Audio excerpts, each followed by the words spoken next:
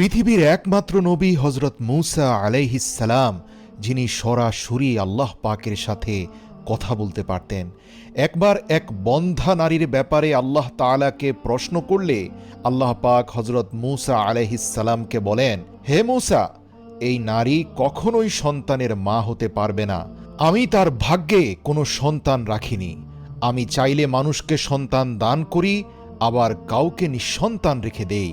হজরত মূসা আলাইহিসসালাম তুর পর্বত থেকে ফেরার পথে সেই বন্ধ্যা নারীকে যখন আল্লাহ পাকের সিদ্ধান্ত জানিয়ে দিলেন যে তুমি কখনোই মা হতে পারবে না, সেই নারী কান্নায় ভেঙে পড়ল। তার অন্তত কয়েক মাস পর হজরত মূসা আলাইহিসসালাম জানতে পারলেন সেই নারী গর্ভধারণ করেছে এবং একটি ফুটফুটে সন্তান জন্ম দিয়েছে। যেহেতু হজরত মূসা আলাইহিসসালাম শুধুমাত্র তুর পর্বতে গিয়েই আল্লাহ পাকের সাথে সরাসরি কথা বলতেন, তাই